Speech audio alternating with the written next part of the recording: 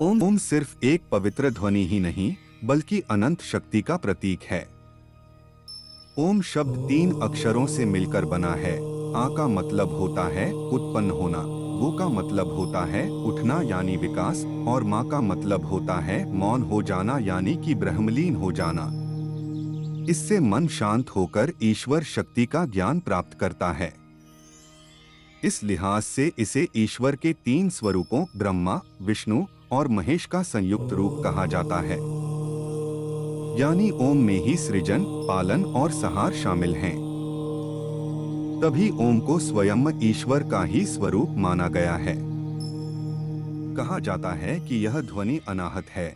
इसका मतलब ये है कि यह ध्वनि न किसी टकराव से पैदा हुई है और न ही किसी आहत से, बल्कि यह ध्वनि स्वयं है जो कि अपने आप प्रकट हुई है। ओम ध्वनि मिट्टी के एक कण से लेकर आसमान में हर जगह विद्यमान है। पूरे अंतरिक्ष में ओम ही मौजूद है। इसके अलावा शिव पुराण में ऐसी मान्यता है कि नाद और बिंदु के मिलने से ही ब्रह्मांड की उत्पत्ति हुई है। नाद का मतलब है ध्वनि और बिंदु का मतलब है शुद्ध प्रकाश। यह ध्वनि आज भी सतत जारी है। ब्रह्मांड स्वयं ही प्रकाशित है और इसे परमेश्वर का प्रकाश यानी शुद्ध प्रकाश कहा जाता है।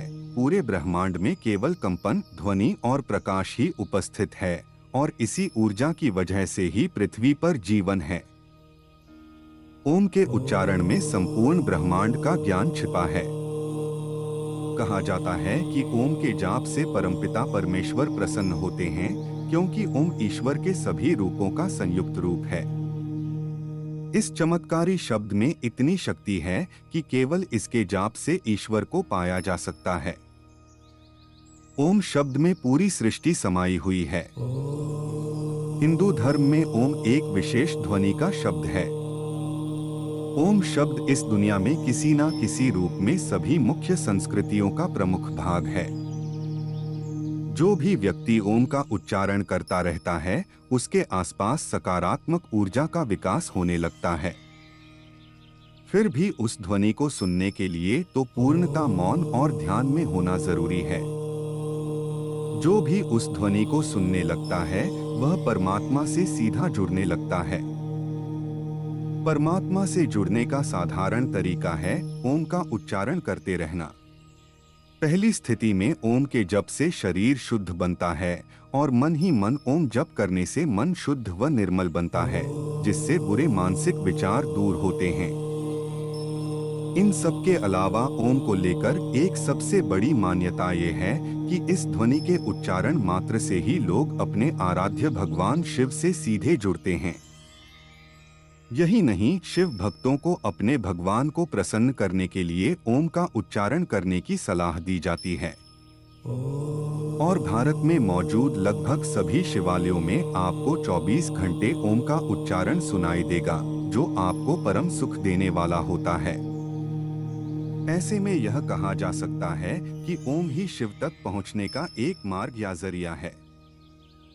ओम के उच्चारण को लेकर यह भी कहा जाता है कि अगर आप एकांत में बैठकर कुछ समय तक ओम का उच्चारण करते हैं और फिर इस उच्चारण को रोक देते हैं, तो भी यह आपके मन, मस्तिष्क और शरीर के भीतर इस ध्वनि का उच्चारण होता रहता है।